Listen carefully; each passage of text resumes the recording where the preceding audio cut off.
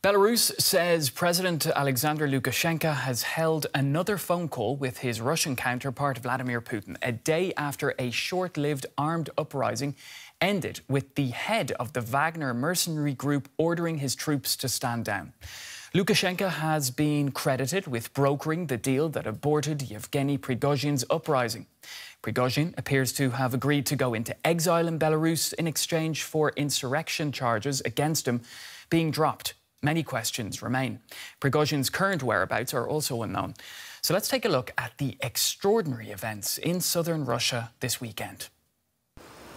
In Rostov-on-Don, there's now little sign of the city's brush with an armed Russian rebellion. These tank tracks among the only reminders of the many Wagner fighters who rolled into town and took control here. It's calm in the city today. No more fighters here with white armbands. Yesterday there were plenty of them here, and people, in my opinion, supported them, bringing them food, water and cigarettes.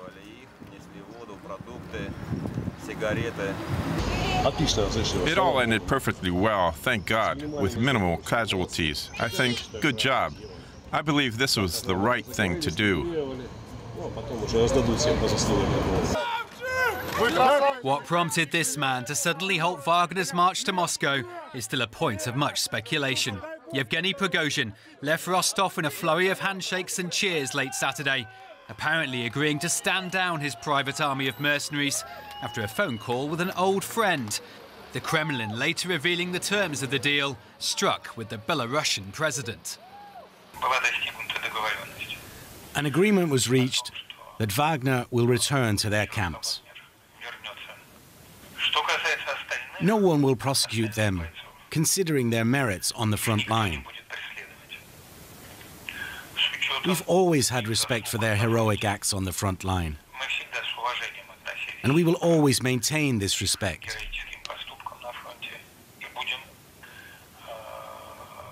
You asked me what will happen with Prigozhin.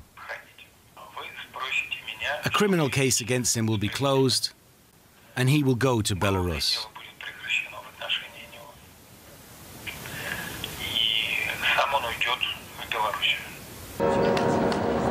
In Moscow, many security measures put in place to counter any Wagner assault on the capital remain, although you'd be hard-pressed to know it.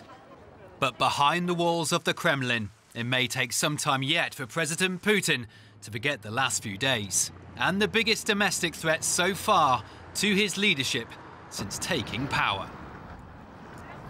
All right, well, for more on this, let's speak to DW's Russia analyst, Konstantin Eggert, who joins us from the Lithuanian capital, Vilnius. Konstantin, great to see you again. So it's been a day after this, since this attempted rebellion. Has Russian President Vladimir Putin been weakened by all of this? Great to see you too, Pablo. Yes, he was. I think the conclusion from all what happened yesterday is that Putin's shown himself weak, indecisive. Moreover, for those who followed Flight Radar and other flight tracking devices, flight tracking apps, it was clear that two of the president's planes were actually out of Moscow and disappeared somewhere around the city of Tver, where he has his residence. So when Dmitry Peskov, his press secretary, was saying that Putin is working in the Kremlin, that didn't seem really plausible for those who really wanted to know where Putin was. So yes, after this rebellion, Putin will be seen as someone who at 12 o'clock at midday says that a rebellion is a rebellion and every rebel should be prosecuted, and their leaders should be prosecuted, and it's treason in time of war.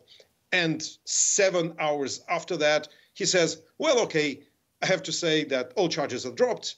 Everyone is free. Thank you very much. The restaurant is closed. I mean, this is not going to have probably immediate repercussions, but definitely everyone, both outside of Russia and inside Russia, including Putin's own ruling bureaucracy, read the signs. This man is weak.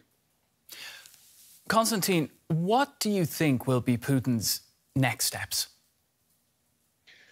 I think that he will try to show some resoluteness. So I think a search for traitors, whether real or imaginary, will be very much on in Moscow. There will be check who was doing what during this fateful 24 hours.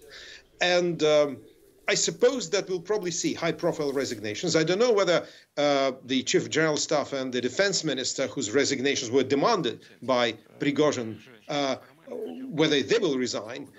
If they will be resigning, then I don't think it will happen very soon. But definitely there will be, over time, high-profile resignations, probably even high-profile trials for treason, because Putin has to show that he's back in control. Question is whether those new people will be more willing to prosecute the war more fiercely, more ruthlessly, and whether they will be more competent. Personally, I do not think so, but who knows? But definitely Putin will have to show that he's in charge. That will also mean, I'm afraid, more domestic repression against those who are criticizing him, those few people who dare to. And now he has another pretext to do it. Oh, you supported the Wagnerites, so the jail is yours. I think that we'll see more repression, more more attempts to solidify the ruling class with fear. Now, Prigozhin is not being punished. You were talking a little bit about it, which could be described as surprising. Now, considering that Putin is known not to forgive people who betray him, we'll say not forgive people easily. So what are your thoughts on this? Well, first of all, I'm not certain that Prigozhin will be in Belarus. It's a bit like, bearing in mind the fact that Belarus is, to all intents and purposes, close to being Russian colony, or at least Russian protectorate. Then moving from Russia to Belarus is like moving from the ground floor of the Gambino family mansion to the first floor. That's it. I mean, you can be reached there, you can be killed there. Lukashenko will not be standing in Putin's way for that. So I'm not certain. I think that Prigozhin will have to find some other place of refuge. Whether he is going to survive, well, I mean, who knows? But I do think that maybe the agreement has something to do with, let us say, the history of relationship between Putin and Prigozhin. I don't want to engage in conspiracy theories, but this game of what is called in Russia compromising materials, may well be on now in the Russian elite. Who has what on whom? And Prigozhin may not be an exception here, but this is just a supposition. Frankly, if I were Prigozhin, I'd find myself another place of refuge, very different from Belarus. But we'll see whether he resurfaces or not, whether he's still useful for Putin or not. But I think where you're right, Pablo, and that just basically probably proves my point, that Putin is going to engage in massive repression. Or at least in the search for enemies on the home front. He never forgives people. He never blames himself. He never admits failure. So he definitely has to find scapegoats and probably high-profile ones in addition to that. Konstantin, who controls the Wagner group now? Is it still Prigozhin, or is there someone else there? Well, they have Mr. Wagner. That's his nickname. That's his call sign. Mr. Utkin is his real surname. He is supposed to control the group. Prigozhin was just a financier. He's the military commander there.